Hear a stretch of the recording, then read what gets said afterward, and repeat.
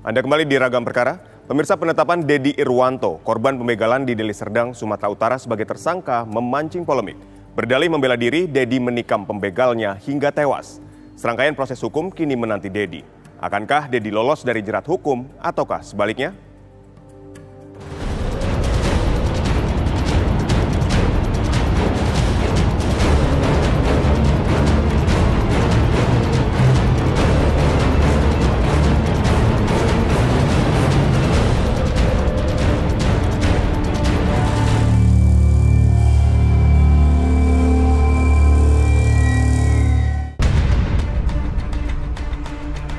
Dedi Irwanto tak menyangka bila upayanya membela diri dari para pembegal justru mengantarkannya menjadi tersangka.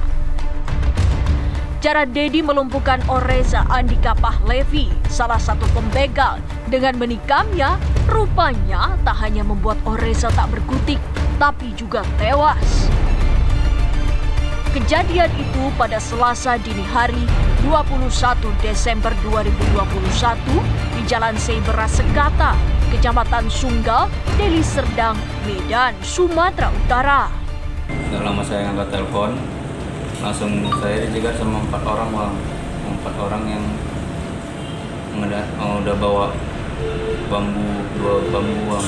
Jadi saya langsung didatangi orang-orang itu, saya langsung didorong, saya langsung dipukul. Saya ingin mengambil lagi HP saya di situ bang. Jadi saya tahan 1 orang. Waktu saya tahan itu mereka tetap mukulin temannya bang. Sampai akhirnya kami terjatuh dan 3 orangnya lagi kabur meninggalkan kami berdua di situ bang. Di situ kami berduel bang. Duel dan saya punya senjata tajam di situ bang.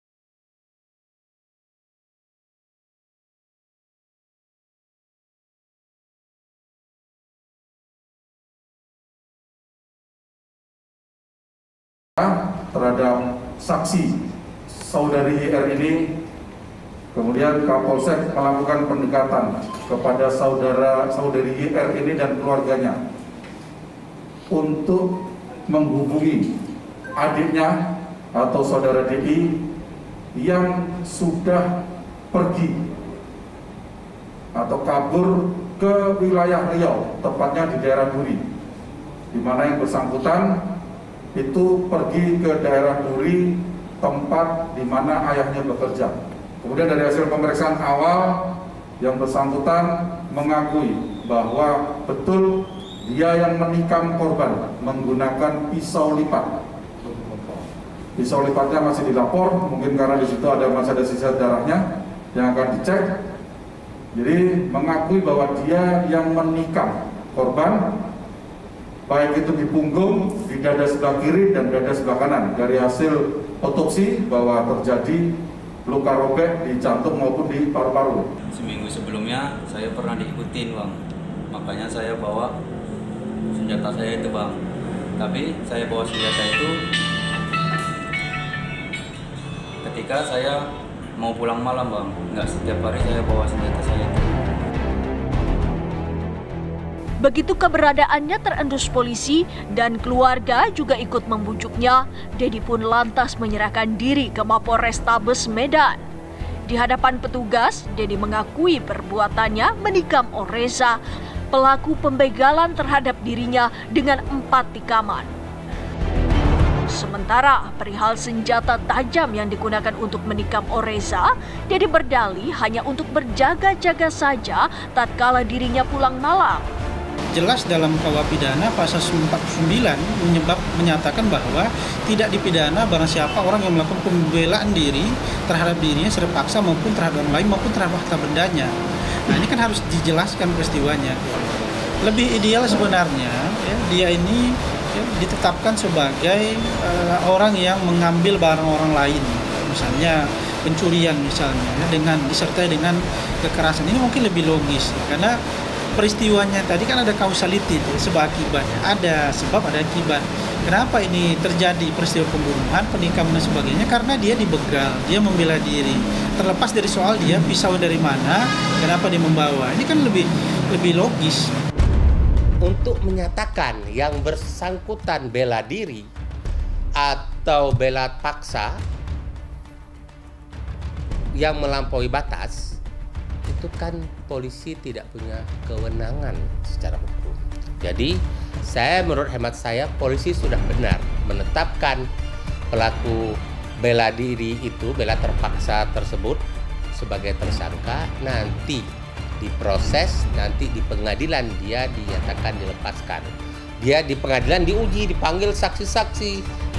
Itu benar nggak sih kamu ini ada keadaan serangan yang sedemikian rupa sehingga kamu membalas? Itu harus diuji.